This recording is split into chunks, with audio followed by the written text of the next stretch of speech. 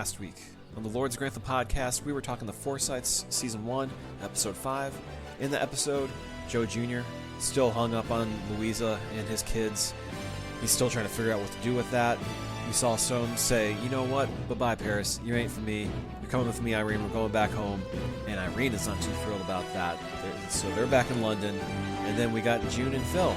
They got engaged on the condition that Phil can commission some work, but otherwise, they may be headed to the altar. We'll follow up on all that and more this week on the Lord's Grantham podcast. Cry out to God, seeking only His decision. Keep us standing, confirms I create my own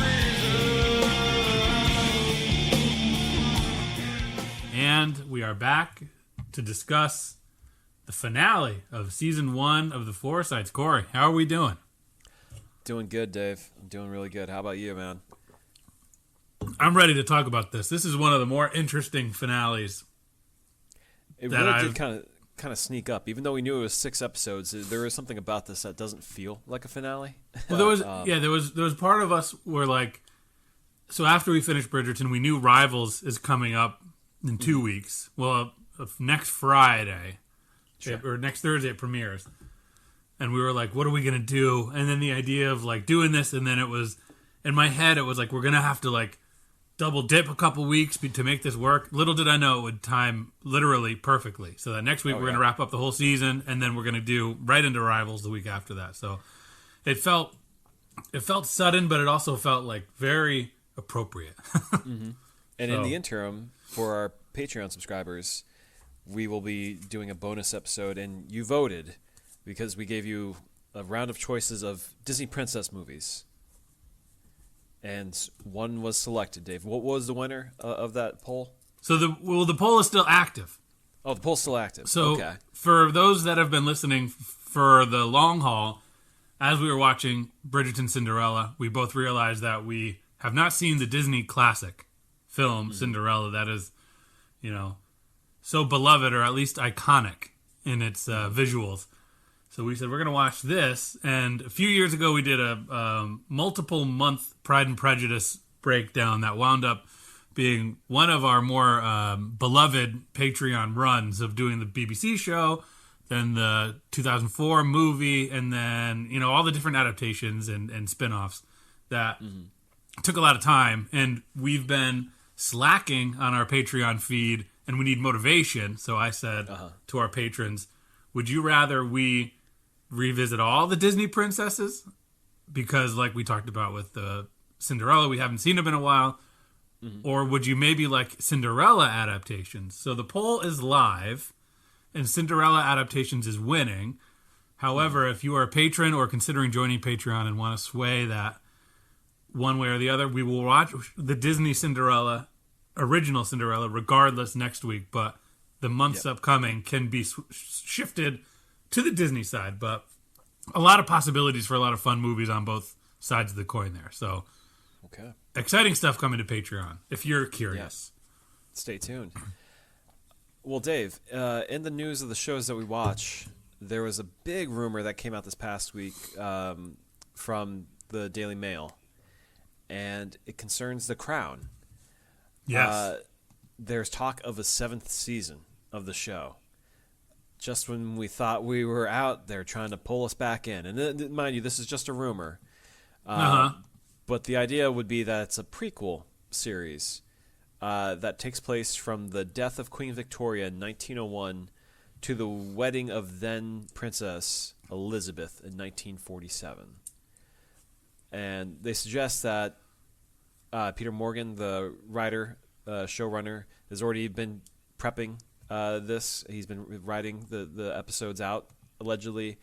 And this kind of helps to hopefully avoid the issues they ran into in later seasons, where it was too recent and everyone could see through the discrepancies in terms of the storytelling there. And so he kind of has his own internal 20-year rule where when you have perspective on stuff, it's easier to write and talk about. And so this would definitely fix that by being about 100 years in the past. Now, Dave, what are your thoughts on revisiting The Crown circa 1901? I thought The Crown told its story. I guess I'm unopposed to more Peter Morgan period dramas. But I think I'm not like jumping for joy at the idea of more of The Crown, but I'm also not. It's not like we're being hoodwinked into some like bad show coming back that we don't want. I think this is more like kind of stuff for our parents. Yeah, you know. Yeah. We'll be here for it. Sure. I mean, I kind of find it funny that the show is, really starts from her being Queen Elizabeth, because that's what it covers, is her as Queen Elizabeth. And then he's suddenly saying, Peter Morgan, well, wait, no, it's actually important to see where she came from, as if they didn't do the job already of explaining, who she is and her background. Yeah, as if we didn't have a decade of literal human time to break down the nuance of Queen Elizabeth the woman. Right. It's like, we're recording this today on May the 4th, and, Star Wars everywhere, when you go online promoting it for God knows what reason, because it's May the 4th, sounds like May the 4th. But classic situation, though, where there's the original trilogy, Luke Skywalker, you get all you need to know about Darth Vader from that, and then they said, hold up, let's rewind the clock, and we got 3 movies for you before the stuff that you care about takes place. And then everyone has been better for having the prequel trilogy in their lives, right, Dave? Gen Z and Zennials might love it, or Gen Alpha. A lot of people love the prequels. Yeah. What if they add Jar Jar to the prequel series of The Crown? A Jar Jar type would be very funny. Why not? So yeah, we'll see what that looks like if it happens and when it comes down the pike. As far as I'm aware, Netflix has just been focused on that Kennedy series that they're working on. Which, I mean, as long as we don't derail that, I think we're fine with that. Yeah, sure. Do whatever you want with your period dramas, I guess. Well, we got a lot to talk about. Yeah, we got a lot to talk about to wrap up this first season of the Forsytes. And I actually thought the grandma's monologue at the start of this episode was a little bit interesting. For once. Where she's talking about the idea of boundless love. Is that a real thing? Where you just can't help yourself from loving someone? Or does it take another form? Does it shift? Is this like a ephemeral thing? Is it like the Force, that it goes somewhere? We don't know. All we know early on is that Francis is drinking and Joe Jr. has been boxing while crashing on the couch of the Coles. Yeah. They're just going their own way. Yeah. Francis is now, jumping to the sort of end of the episode. Some of these period dramas move very quickly with people pouring a mysterious vial into their drinks and then winding up dead. Okay. Like overdosing or sure. Becoming dependent, and then in a time jump we've lost them. So as soon as this episode started, I was like, oh no, are they queuing up Francis dying so that... Having a drinking problem? Well, yeah, like maybe just like she's because we don't know how long it's been. It could be a week, it could be 2 weeks, it could be a month. At that moment, sure, yeah. Like this could be what she's been doing, and by the end of the episode, we pave the way for a morally okay path for Louisa and Joe Jr. But no, it's just like we're just in the throes of her chemical dependency. We don't know if it's drugs, It's like again, I always reference The Simpsons, but it's like the episode of You Only Move Twice, where Marge has nothing to do at home because they have a rich house where it takes care of itself, and she just pours herself a glass of wine, and the music's like dun dun dun. It doesn't lead to anything, but she just has more wine in her, and that's Frances right here. She's like, it's like dun dun dun. She's drinking, but don't worry, it's just because she can't cope with her husband being a guy walking out on her. I mean, Francis is definitely in it this week. Well, yeah. Why don't we tackle it? Because it is one of the simpler storylines. She's spiraling because of Joe. Mm-hmm. And we just to give the little bit of backstory to those that may not remember from the last episode, she gave him the ultimatum and said, get him out of your life. And that's it. That's the bottom line. It's not really an ultimatum. It's more of a, you are required to do this because you are cheating on me with her. Emotionally, to which we know, well, I think he's more concerned about his family. You can argue emotional cheating. He's definitely, his time is being taken up by his children. His children. The children is the excuse. You don't paint a bunch of paintings of Venice. I mean, that was not last week. That was this week. I know. He was fantasizing in his past. So he's always been emotionally cheating on Francis by that metric. His office had 7 paintings of when Louisa. The guy is given the chance to paint this week, what does he paint, Dave? Hey, I was there. I lived it. So she says, get him out or else. And he goes, okay, or else. And he goes to crash with his buddy. So she realizes that she does not actually have the sway that she thinks she has. And it's not helping that her family is talking about her behind her back. Like, she walks into dinner one night, and Montague's already talking about how Francis is going to be smarting because Joe Jr. is not around. And she's like, hey, you want to keep talking, buddy? What are you saying about me? And then it starts this larger conversation of like, no one knows what's inside a marriage except those in it. And then thanks, Irene. Yeah, Irene is the one who says that, and Grandma says, "Yeah, except we all know that Soames and you are so happy, right? Right?" Grandma's up to something. This is Grandma's week. Oh, for sure. And we see that. So Joe Jr.'s Francis. knuckles are pink. Oh yeah, Joe Jr.'s boxing. This boy's letting his. He's despite all his rage, he's still just a man on his friend's couch. And Cole is like, thank God I wasn't there for you as your sparring partner today, dude. You would have drawn blood killed from me. Yeah. You must hate your wife. But we do hear an offhanded mention that he hasn't been home in weeks, which is a really long time to be sleeping on a friend's couch. I'm sorry. Yeah, and he says the line to Isaac and his wife that he is going. He's like, hey, I'll just get a room at the club. Mm-hmm. And they're like, no, don't do that. Don't do that. And I said it last week. He should have just started at the club. Yeah. What are you doing, dude? Like, you're trying to save some money, I guess? I don't get it. So Francis, in the meanwhile, goes to Ms. Parker Barrington's another event, another garden party about the emboldening the women who have fallen upon hard times. Mm-hmm. And there's a sort of open judgment, like Francis, or not, what's Miss Parker, why am I blanking?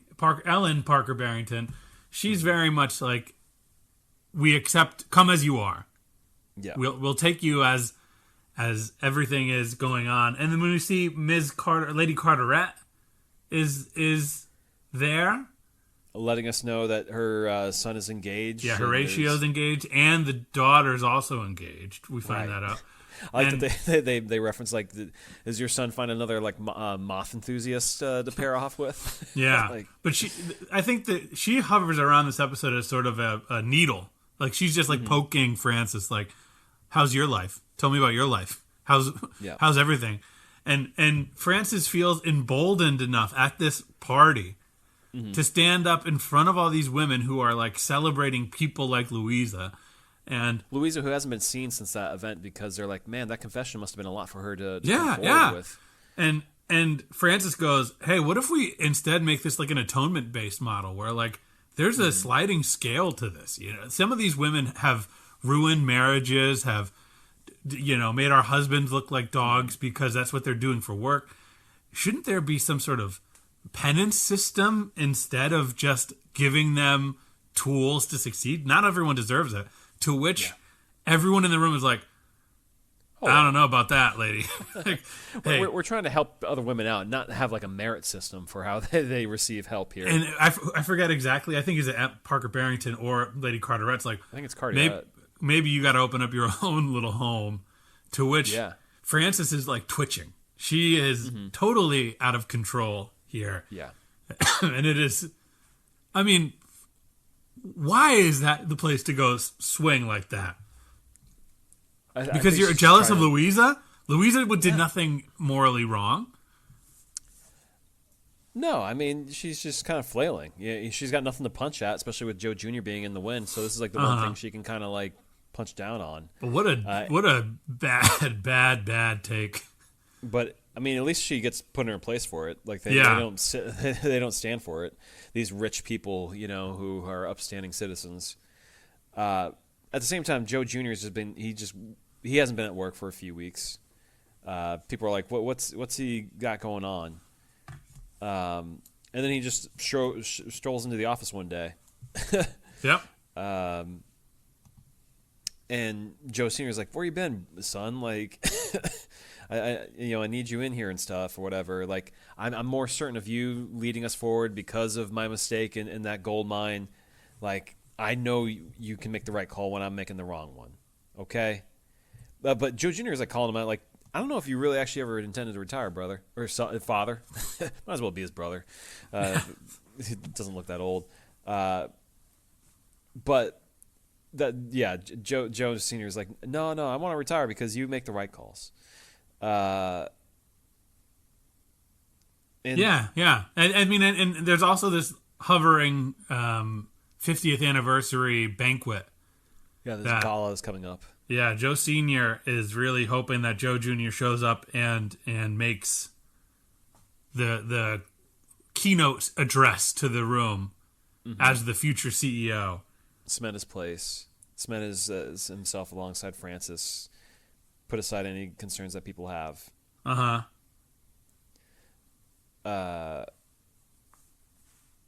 And so, what is it? While Joe Jr. is at work, though, he has a visitor come to see him. Yeah, and I thought this was going to be... Because Isaac is like, come on, someone's here for you. And I thought it was going to be them sort of... Francis and him hashing it out in a sort of neutral zone where they can't get angry with each other. But no, it's Grandma. She's still talking about Harry Falconer. Yeah. Well, no, it's funny because in retrospect, as I was editing and going through the podcast, I was like, we really dwelled on the fact that it's pronounced Faulkner and spelled Falconer and pronounced Faulkner. And then this week, it's like we're going back and forth. Unaudibly, not just written down. I was like, what are we talking about? Is he a Falconer? Is he a Faulkner? Hey, they have good foresight. And maybe that's... Yeah. So maybe his ancestors were Falconers. But Grandma says, you got to bail him out. Yeah. Like, do this for me. You have no clue what's at stake, really. He's lost all that money in the gold mine investment. It's, she's actually going to cover him out of moral obligation. I just want to let you know it's coming through me, not through James or Joe Sr. Now,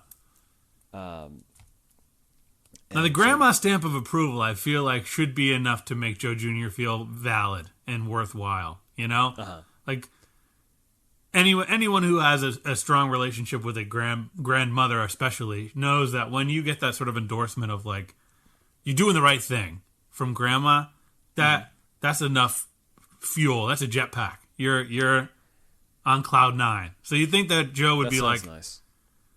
Oh, cool, man. I got what it takes to lead this company into the future. I've never known any grandparents, so that sounds like a nice feeling. Hey, it is. Sad. Good for Joe Jr. to get it. But sadly, he doesn't seem to heed the advice. Right. It's funny, though, in that moment, because, like, she trusts him. And I think Joe Jr. is, like, thinking a lot about his future. Because I think he says a scene or two before this to Cole about how he didn't want kids. He wanted to live in Tahiti. But now he wants to watch the kids grow up, not set a bad example. He sees Cole and his wife sitting while they're patting her stomach that they're expecting. And he's like, I still got a lot to give to the kids. So even though he's being trusted in this boardroom and people are seeing him as the successor at this company, his mind is just not there right now. Yeah. And he goes and he says, I can't be the man in white at all times, but I can be the man in baby blue. What? The guy looks like he walked out of like the 70s Bee Gees when he gets out of that carriage there. Like, what is going on? Never met a collar that he liked, apparently. He's always just flapping down. I think he's just really on his last run of clothes while living with the Coles. He's run through all the other stuff. It hasn't gone through the wash. And so, like, this is, like, the bottom of his briefcase of clothes. But, yeah, he visits Louise's family. The kids are there. I mean, you could say his family. I might as well. Yeah, Louisa's missing in action. Don't know where she is. Is she at work, I guess? Must be. But, yeah, he tells the kids, I've decided I want to get back to painting. That's what I've missed. Yeah. And they're like, why don't you help? And he looks at the little, what's the daughter's name? Holly's bird. And he's like, I like the texture. He's given like valid criticism, considering the number of artistic people we've seen throughout our history of shows. I was really nervous that he was going to be like, looks great, kid, and it stunk. But he's actually looking at the kid's drawing, giving some insight. And then they say, our mom says you can draw. And he's like, oh, yeah? And they're like, yeah, could you draw us? And he's like, oh. Well, the only thing I've been drawing for the past 10 years is your mom. So, like, let me draw y'all instead. Yeah. And it's cute. And it's a nice sketch. Yeah. And then they're like, we need some color in here. Right. Why don't you paint something even bigger? And that's when he starts drawing on the wall of Venice, because I think that's the only thing he knows how to paint. Yeah. He's a real one-trick pony. Yeah. It's like those kids when we were like in middle school where like the only thing they could draw was like the S signature. Mm-hmm. That looks really cool. But his S is just the Venice. It's a good S to have. Yeah, yeah. He's like Bob Ross. It's pretty nice. He's the Bob Ross of Venetian waterfronts and docks. Right. Just got one thing he can do. And I think, what is it? After this, what is it? He goes home, right? I think so. I mean, Louisa comes around after he's gone and sees the portrait, and then she has flashbacks to Venice. But she seems to be like her jaw's on the floor, like this is a little inappropriate. That's like the vibe I got from her. Is like it felt like an invasive, like, oh boy, you know. It didn't seem. I didn't read it as her being elated, the way that I think he wanted for it. her that he still has feelings. Yeah, is the thing. In which she was like, oh man, I guess I was in denial myself too. I don't know.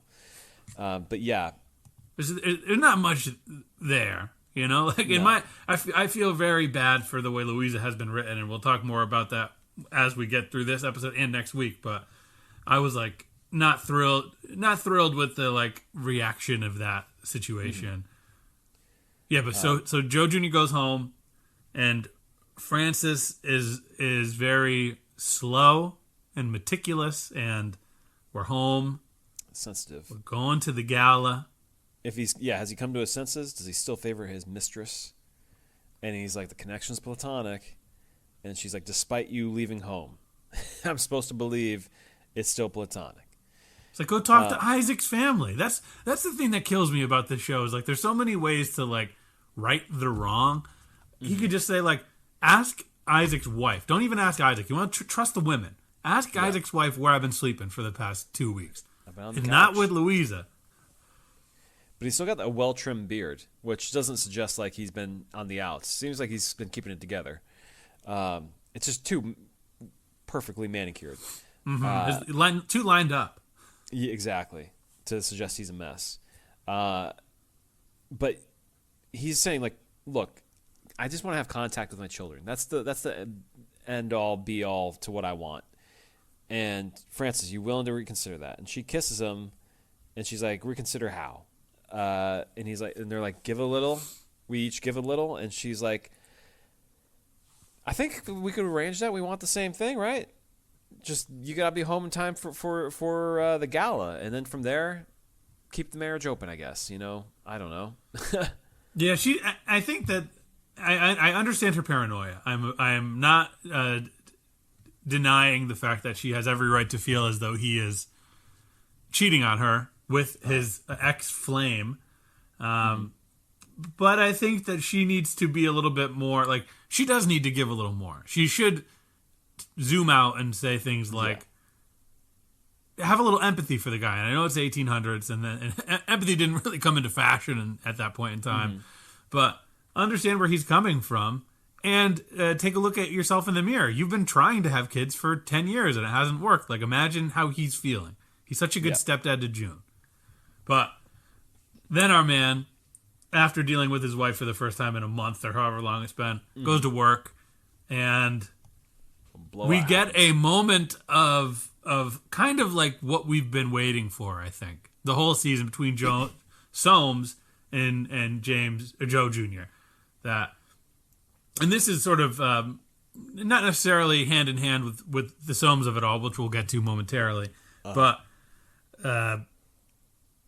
they have a screaming match where Soames is not happy with Joe, and Joe's like, he's like, oh, here's the future of the company walking in, and Joe's like, well, can you excuse me for not wanting to like screw with all of our patrons just because of a we wanted to get rich quick scheme? Like, I told you to diversify the bonds.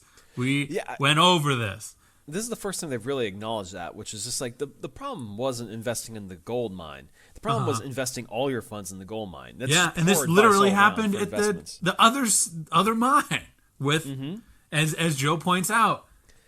Does your wife know that you bankrupted her family? They're all in on that mine that you capsized. And obviously, going back, this was before Soames even knew Irene and their investment there. You know, I think it's only after the fact that they. Well, I mean, I think it does also put into perspective how Soames is a little bit predatory in how he approaches Irene, and we'll get more into that later. Sure. I mean, But Joe basically overtly says to the room, it's morally bankrupt to treat people the way that we treat people if this is how we expect things. And then Soames goes off on this rant of talking about morally bankrupt. You're the one who's fawning over your brats, your illegitimate kids. And then that's where Joe Jr. Unloads the clip and says the thing about Irene's family being bankrupt, and then just says to himself, how's that for the leadership of the future? And walks away. And you see Soames is fuming. Soames eats it in that one. And Soames looks worse because he's the one who made it personal. I mean, well, Joe Jr. actually made it personal first by talking about him capsizing the mine. But calling out someone as walking out on their wife to look at his kids, that's a different level of like, you are a dirtbag. Calling someone else a dirtbag or whatever. Like, Soames just doesn't acquit himself well in that moment, especially with how loud he gets. He's shouting, whereas Joe Jr. is calmly saying this back to him, like, sharply. Yeah, and we have this, finally found his name. He doesn't have a picture on IMDb. Swithin Forsyte, the cousin, the bald guy with the glasses. This guy is so he's so Soames-pilled. He just, like, wants Soames, he hates Joe Jr. and wants Soames to win so badly. You can see they're all like, it's like watching a battle rap go wrong for Soames, where you're like, oh, he's got this. He's going to kill him. And then Joe Jr.'s like, no thanks. You're not a good leader. Like, people's heads turn when Soames raises his voice. Like, this is not it. And they even remark us so after the fact between James and Joe Sr. Like, I don't know how that's helped Soames at all for his position here. But yeah, Joe Jr. sitting in his room looking sad again. And where is it? Joe Sr., I think he misses all that stuff, right? He comes in after the fact. I don't know. The whole idea, though, is like this sets up for the gala. And will Joe Jr. show up or not? And I feel like this is like a repeat of last week or a couple weeks ago. I feel like we'd already seen this where there was a big event, and the question was, will Joe Jr. show up or come through or say anything? It felt like a big retread of that. Yeah. But this time around, it does not go the way of, as Frances says, her plan. Because we have another. We're at the event. The gala is kind of filling up, and we're dealing with where is he? And we see that he goes to Frances, and I do like when Frances shows up at the gala, and then you hear this like faint applause that they're piping in, where it's like this is clearly not enough people in the room that they're filming with for there to be any applause or people to notice Frances. It's just someone in the edit was like, no, people gotta acknowledge that Frances is showing up, and it's just the worst, most piped in like applause for Frances. Like, come on. But yeah, no, Joe Jr. shows up when Frances is in the side room. Yeah. And she tells him there's not going to be a divorce. Your children will not be legitimized. And you will suffer rejection from the family in all of London. And he's like, yeah, I'm cool with that. I thought it through. And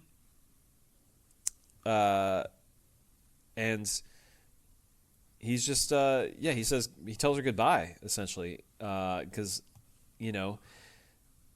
he he can't deal with all that stuff. Yeah, she says you're once interesting, and now he bores her. They're done, and she's struggling to breathe when he leaves there. Oh yeah, she's thrashing. She is absolutely swinging at him with all she's got, and you could he says like, "I'll always love you. I always appreciate you." And you know, he's basically telling her like, "You have done this. This is not a. I just want my 10-year-old children that I had no knowledge of until a month ago, to live. I want them to be happy." And she's like, "Oh, you're boring to me." It's like, I don't know. That's not boring. I don't know if you. No. And he's made peace with like going broke because this is going to have him turn away from all his fortune. Yeah, I don't know, but yeah, Francis has to face the soul party. Then Joe. And he's not only leaving her, he's leaving his giant house, the Forsyte firm. He's doing it. He's saying bye-bye to everything on his own. Go live in the woods. And he's a man of the woods. Joe Sr., meanwhile, he's got to then make a big speech for the party because, his son's not there. Yeah, but he doesn't get the chance because Grandma steps up. Oh, right. Because I think isn't Montague or someone else like saying like I can. Well, I think it's a kind of a competition. Who's going to do this? Yeah. And then Grandma's like, no, none of you, me. I'm going to do it. On the show here. And yeah, that's Grandma for you. In the meantime, Frances, she says she's going to donate to charity a property for needy women. Yeah, so she's redeeming herself after that flub at the previous Parker Barrington garden party. So she says, "Oh, we got a house. It's not really in use." She's essentially reasserting herself, Frances, as like someone who can influence things. The thing that made me wonder there, though, was like, is that the house that he gave to Louisa? It wasn't clear. Yeah, I mean, I think that's kind of up in the air. I don't know if he bought a new house for Louisa or if that is the house he's referring to. Either way, we're gonna find out next year. A needy woman's already there, so maybe it's all fine. Yeah, and I mean, we kind of just skipped over the grandma speech, which is definitely a very applicable speech to every Forsyte, not just Joe Jr. But she says that she asks the grand question that seems to be the backbone of the show: what is a Forsyte? And it's someone with loyalty, who values family, repute. They're tenacious and they're survivors and they're never to be underestimated. So I think that's a very interesting thing to like say. Don't underestimate. Francis underestimated Joe's value of their relationship and his place because, this whole time she has failed to see what he really wants. Yeah. And for it to blow up in her face like this, and then also for her to reassert herself in this Parker Barrington situation, charity, with such a generous donation is kind of like, don't underestimate what Frances can do with her time in the sun. Yeah, don't underestimate Forsyte. We get a nice moment, though, where they have the family photo, and there's the empty chair, and Montague, he's on fire this episode. Like, there's the game earlier where they're playing chess between James and Soames, and he tries to do a move for James. Oh, yeah, James is his hand away. Monty, get out of here. Nobody likes you. Right, or Montague walks in and interrupts James when he's trying to have a moment with Soames, like saying, like, now's the time to strike on the company, and it's like, God, stupid Montague. But here he's like, I can take the chair, and then Grandma says, no, get rid of the chair. You're not. Yeah, move the chair out. You're not in the front row. But they take a family photo, and it's inverted because that's how the technology worked back then to take the photo. But we see it from the camera perspective, and it's just a way of communicating. Everything is upside down for this family right now. And they're all miserable. They're all like flat faced. Yep. No one's happy. Exactly. Meanwhile, Joe Jr. gets on that horse, rides out into the woods, and walks into his little house in the prairie. And there's Louisa, and he goes, "Hey, I left it all behind me to be with you. What do you say?" Like, really?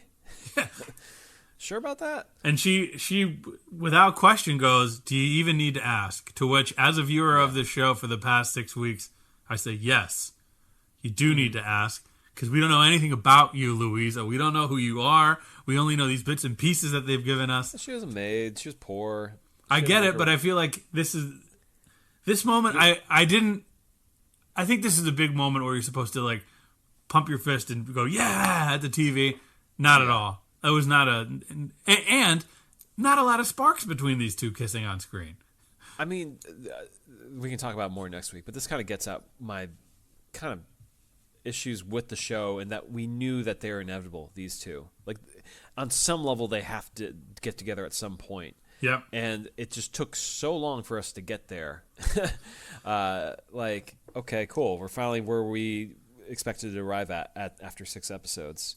But I think, and we'll talk about it more, but this moment of her saying, do you even need to ask? She spent the whole season telling him, please stay away, respect my privacy. And he has continued to push that line and say, I will not do that because of this. I will not respect the privacy because I want to be in my children's life. I will not respect the privacy because I want to provide for the children. To the point where I will not respect your privacy, to the point where I will paint Venice on your wall when you're not home. And then he goes over and he says, I did this all for you. And she goes, oh, I'm so happy. And kisses him. To which I would say she should assert herself the way that Frances did and say, like, hey, maybe we get the big kiss moment, but there's some sort of exposition from her to be like, I tried to stay away, I tried to do this, but no. And I think the implicit thing is that we see their connection, to which physically I don't see their connection. Not yet. Maybe coming off of Bridgerton, where all it is magnetism between people. Right. This is a very chaste show, but Chemistry's not there exactly. Knowing how fast Eleanor Tomlinson bonds with Ross Poldark on Poldark. It's not that they're incapable performers. I just think the script is really lacking. Yeah, we'll talk about that some more next week. Yeah, but that's them. They're kissing. They're happy. Right. It doesn't feel like the kind of blow off moment that you hope for the end of the season. Let's go back to Grandma, because it's not much to chew on there. Yeah, she gets her sons in a room. Well, James and Joe Senior has a letter, and he says to James, "What is going on with this Harry Falconer guy? It looks like we're covering his losses."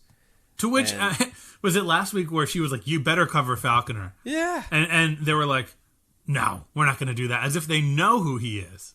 And this week they're like, "We don't know who this guy is." It's a mystery. But like, Grandma more or less told you, bros, last week she wants you to cover the losses because he cleaned up the mess allegedly for whatever was going on between them and that Alexandra lady. But now the mystery deepens with this Harry Falconer guy because he didn't clean up the mess. He is the mess. Apparently. Because she sets Joe Senior down about it, right? Is it him or is it the both of them? It doesn't matter. Either way, she reveals that he's her grandson, Harry Falconer. Which means there's only 2 sons. There's a third son, right? No, there's 2 sons. There's Joe Senior and James. Those are her sons. Wait, what? Harry Falconer is Grandma's grandson, the same generation as Soames and Joe Jr. So it's either James or Joe Senior's child with this Alexandra woman. Got it. Okay, now it all comes together. It does. The way she words it is, again, script writing. It could say, one of you is the father. I don't know which one. I don't want to know which one. But I've been covering.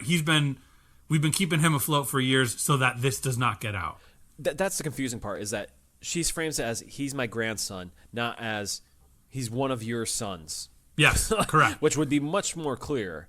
And much more dramatic. This show needs a little bit more flair for drama. It's got dramatic stories, but it has very lackluster delivery upon that. It's an odd way to kind of like tease out the mystery and push pause. Like, we don't want to give you all the information yet, when like I think the show needs that much more information to give it more thrust, like you're saying right there. Yeah. Because they're both like, we never were with a Falconer. Nope. As far as we know. So we'll find out more about that next season and what's going on there. Yeah, I think, like I said last week, I think these 2 brothers are the most the biggest return on investment as far as performance and nuance in them, James and Joe Senior. and I really enjoy their banter and their interplay. So I'm very curious and excited for this plot going forward. Yeah. Which I think only leaves us with our little love triangle. Some may say between not Francis. Well, Phil. it's kind of a box. June, Yeah. Phil, Irene, Soames. Exactly. Because for all eyes and peas, June is a background player in this episode. She's just rooting her man on. And so June knows that Irene's not been doing too good, but she has a bright idea. She's like, Phil, we gotta go do something. Soames would be furious if he found out. Let's just go do it, though. Don't tell anyone. And what they go to do is they watch Irene practice ballet. Yeah. Which, again, she is so short, and she has her hair undone. There's just nothing about this performance that suggests this girl is a serious ballet dancer. This is not what a ballet dancer looks like. I'm sorry. But June is like, isn't she enchanting? She is just completely oblivious that her man is not her husband yet, and he could be attracted to the other women. He calls her extraordinary. Yeah, no, like, I think when you brought up the glance last week, I thought you were overselling it a little bit, but I was totally wrong. You hit the nail on the head. That was an overt. Yeah. This is another one of these things that the show goes into high speed on this. And so they're at like a family party, and Soames, I think that's when he's playing chess with James, and he overhears June and Irene and Phil saying, "Thank you for letting us watch you dance."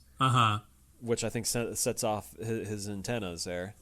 And he's like, "We gotta go. Time to go. Bedtime, baby."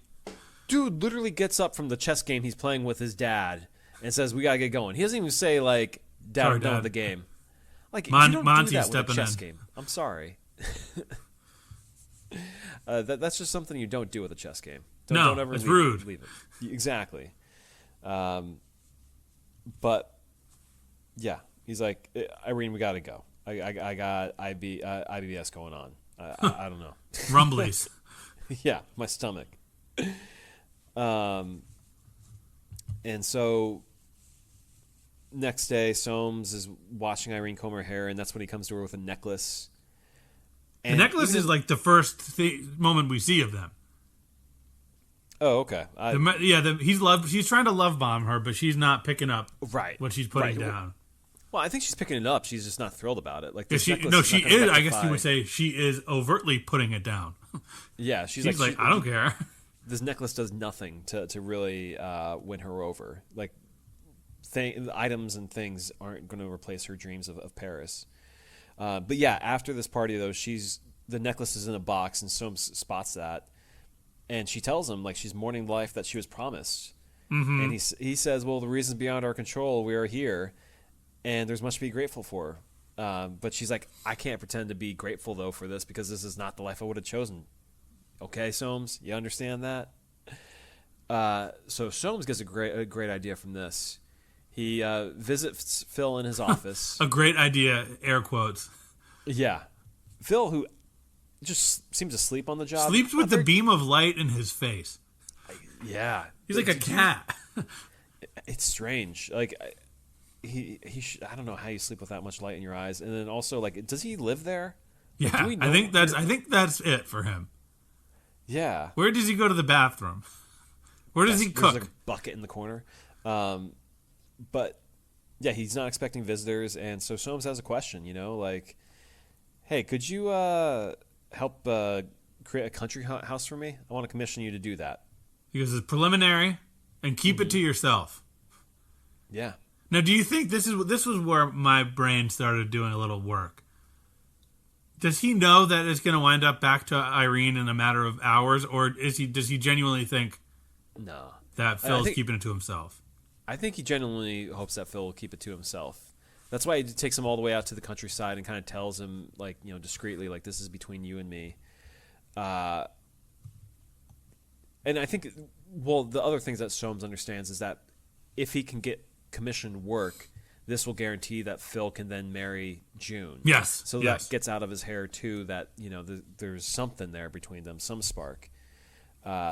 Soames can't resist though getting digs in on Phil, where he says like, "I know your experience is limited, but Phil lets us all know, I graduated at the top of my year." I like that. I like that little piece of character for him. Like that's that singular line is the kind of thing that this show desperately needs more of. Where, a little bit of a quip that's a little flavor that shows that these characters bounce off each other. That it's not just like a straight line from point A to point B. That we can, there's some friction between these people. Yeah, there's and we learn while he's being quippy back that he's not afraid. He has a backbone. Right, it's friction based on the characters, not based on like the story demands. Yes, and so Philly makes the point of like, you're going to pay me my worth, not like underpay me just because I haven't had the work to prove it. And he's arrogant. Like we're not beating around the bush and saying he's some humble man. He's arrogant. Yeah, and he wants Phil to start on this like immediately, at once. Well, he's just sleeping in the office, so he's got the time. It's true.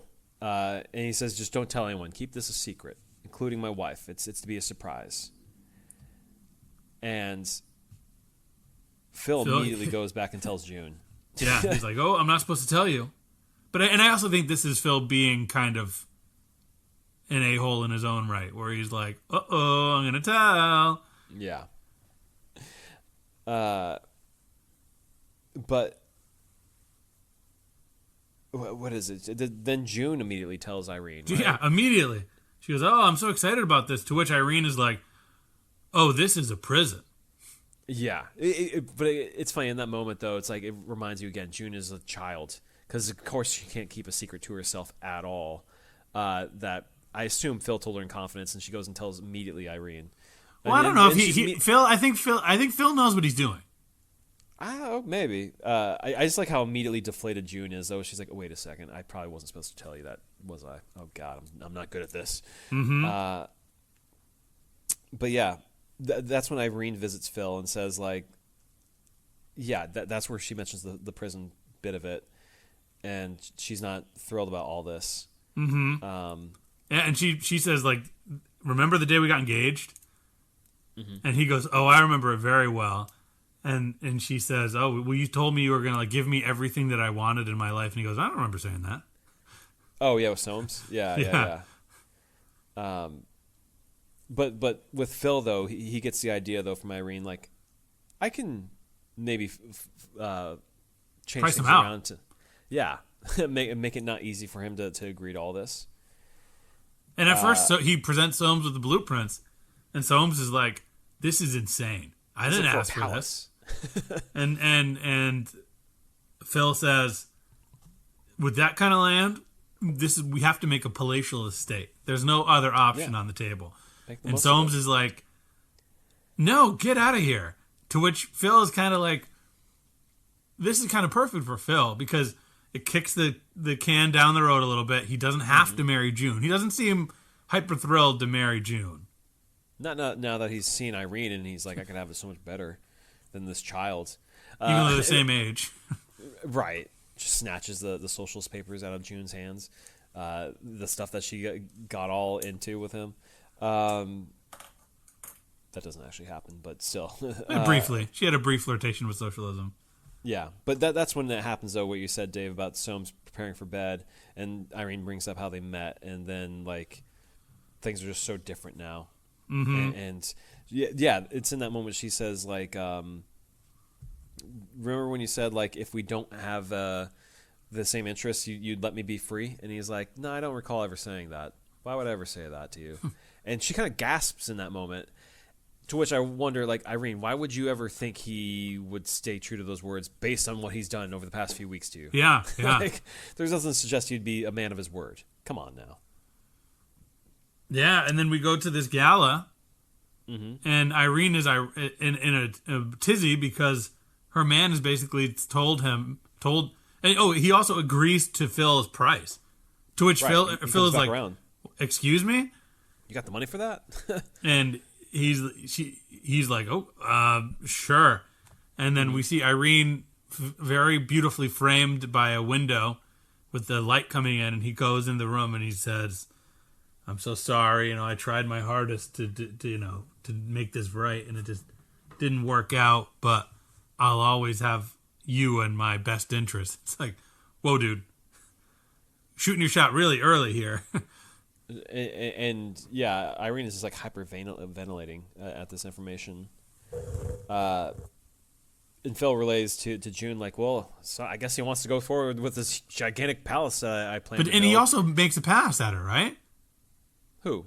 Phil makes like kind of a quasi pass at Irene. They're very close together. Oh, sure. He's letting her know that like I like you like that. I don't recall what he says exactly, but it's clear there's definitely something there. And she is not like reciprocating. Not yeah. I think she's kind of caught up in the moment of Soames suppressing her. And well, either way, the impression that I get from her is that she's like, huh?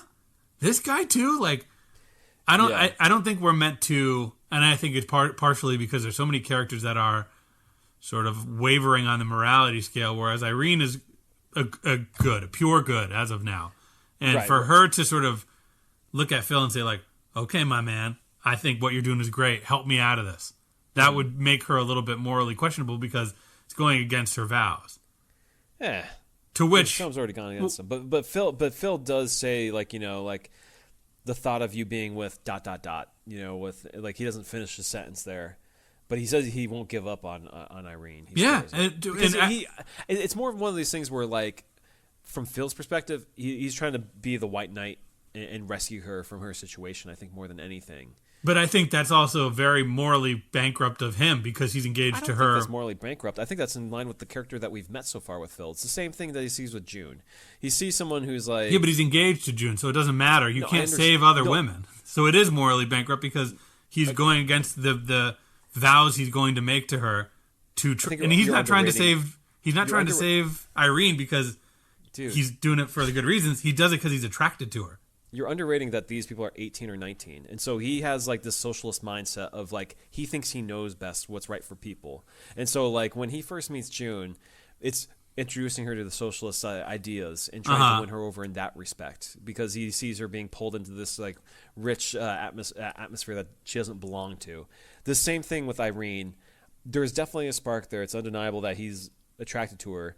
But I think there's also the impulse that he had, that I think he kind of had with June, where it's like, I want to save her. And so it's not morally bankrupt when he's operating from the mindset of, how can I help these people?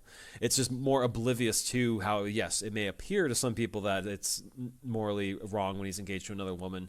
I just don't think he's thinking like that. He's only looking at how he can help people. Well, if he were altruistic, he would go up to June and say, Irene is miserable. Let's do everything we can in our power to get her out of this marriage. And then instead of having that moment with just the two of them in that room, he brings June with him.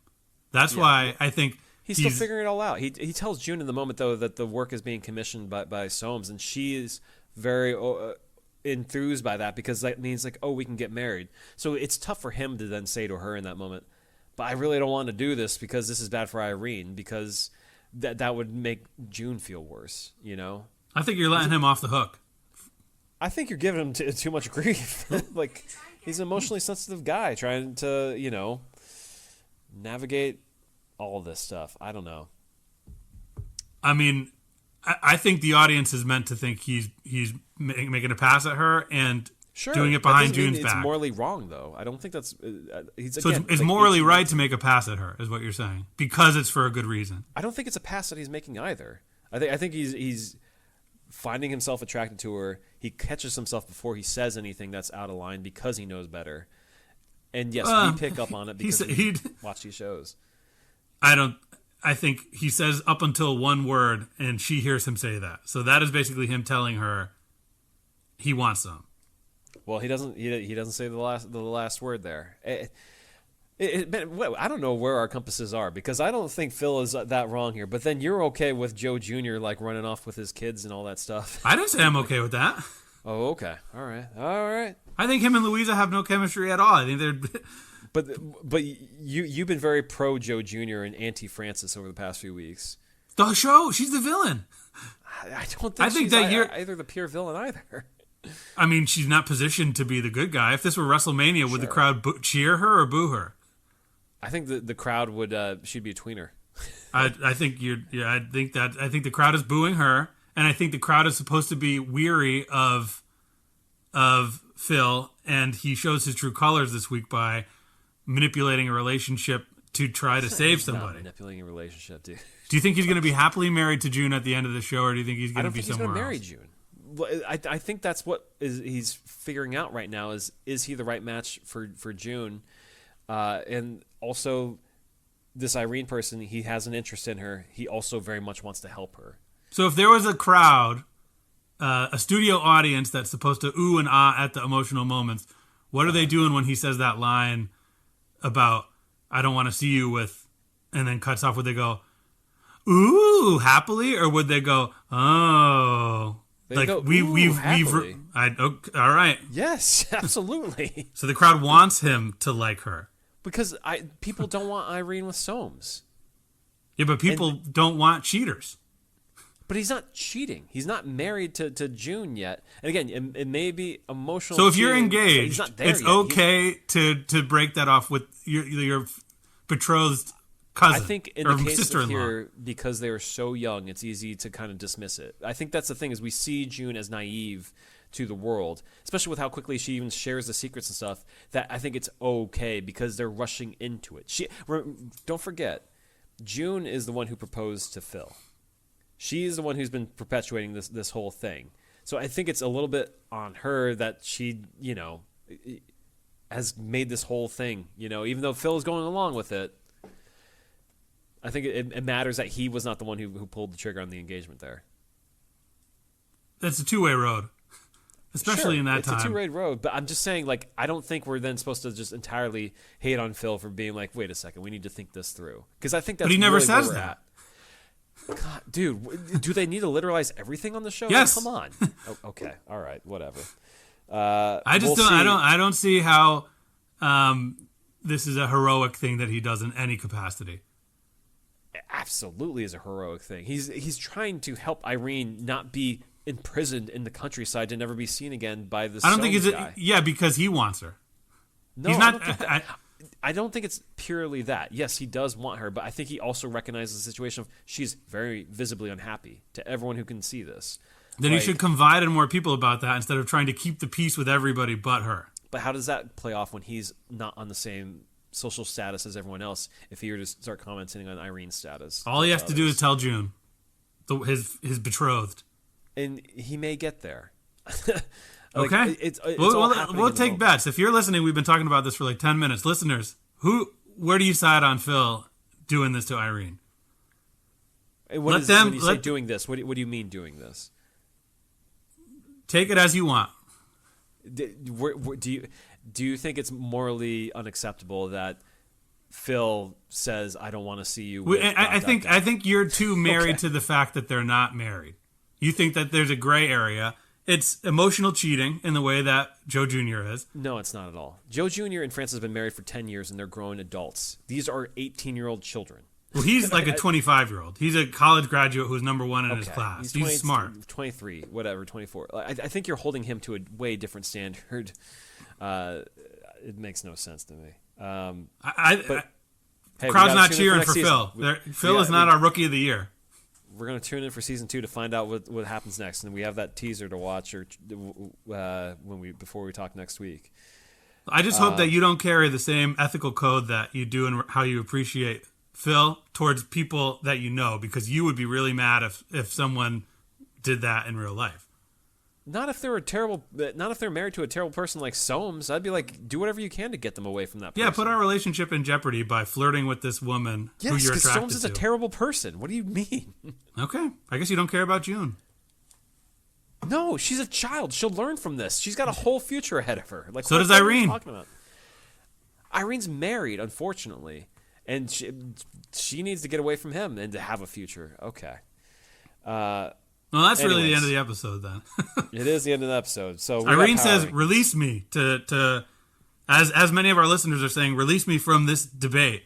Irene wants out, but three going down. I got Soames. Oh wait, no, we're not. We didn't finish the tale. There's one more scene with Soames and Irene. She wants out completely, and he will not grant her. He said, "You said this in your vows that if I was not getting what I wanted, you would release me from this prison that you are literally building for me out in the woods." And he says, "I didn't say that." Yeah, no, we talked about that already. Well, that was a different scene. There's two scenes where they bring up their vows. Right, but again, this reasserts that Soames is not a good person, and we need to get Irene away from him. Yeah, just with somebody other than her sister-in-law's daughter. Sure. Well, Soames is going down at number 3 for me. The guy is trying his hardest. He bought her a necklace. He's trying to build a country home, but he can't read the tea leaves that he needs to give up on this. It's not working with him and Irene. Okay. Well, number 3 going down, I got James. Okay. This is a man who groomed his son for exactly what he wanted him to be, and his son did not deliver. Also, he finds out that he might be a dad to a child that is an adult. It's bad news. You're your deadbeat father.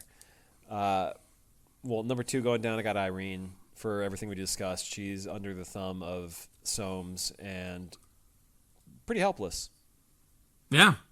I got Frances at number 2 because she is basically, she says her plan, and I think that's her biggest mistake, is that she doesn't do a good enough job of convincing Joe that their marriage is worth fighting for. She just dies on this hill that you got to stop with the kids. You got to stop with the kids, and she loses it. Well, that's why Frances is my number 1. This has been the struggle the entire season of her trying to keep Joe Jr. and her marriage alive, and she ultimately fails at it. And this is what we've been building up to the whole season, and she's on the losing end. So she's number 1 going down for me. Similarly, I got Irene at number 1. I think finding out that your husband, who has promised you all this and has not delivered and has backtracked, is literally building you a prison. And then, without diving back into what we just talked about, it feels like she's being led on to be a savior complex by someone that has bad intentions with someone in her family. I think that's a rough look for her. She's got a lot, keep in mind, Frances is still in the picture as her stuff is going down because she wants to be a Forsyte. Irene wants to not be a Forsyte, but she's forced to be. So, sure. Uphill battle for her. I really thought Soames was going to pull it out as far as being a decent guy. He showed his true colors. Yeah. Oh, yeah. Well, unfortunately, because he gets his way in every step of the way, I got to give Soames number 3 going upward. I don't like him. I think he's a bad guy. He's a heel. He's definitely getting booed by the crowd at WrestleMania. However, he's the one that every time you put the thing in his face, he's like, well, I'm a rich guy. I own you, and I'm going to build you a prison. You're not going to like it, but you're going to do it. And I think you're discounting, though, how much of a fool he made himself out to look in front of the rest of the country. That is true. Yeah, I mean, it's kind of a tough up week for me. So I think that's why Soames is at the bottom. Okay. Well, at number 3, I got going up Grandma Dora Forsyte. You know, she's like, I got the funds. I'm going to take care of this Harry Falconer guy. And then I got the bombshell. He's my grandson. But I won't tell you who yet. She holds all the cards, this grandma. She's the one who vamps and gives a speech at the end when Joe Jr. doesn't show up. So big ups to Grandma. Well, I'll give Joe Jr. number 2. Okay. I would give, I can't read the Louisa situation well based on the script and the performance. So I'm not going to, she does not place in my rankings because I don't know how she truly feels about this. But Joe Jr., he says, I'm sick of this. I'm not dealing with you telling me what your plan is for my future. He says it to his father, and he says it to his wife, and he leaves. He says, I would rather live in poverty and all this stuff and be true to myself than be what you want me to be.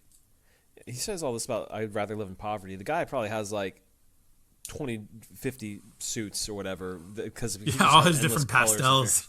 He's got enough clothes. He's set. Number 2, I got Phil.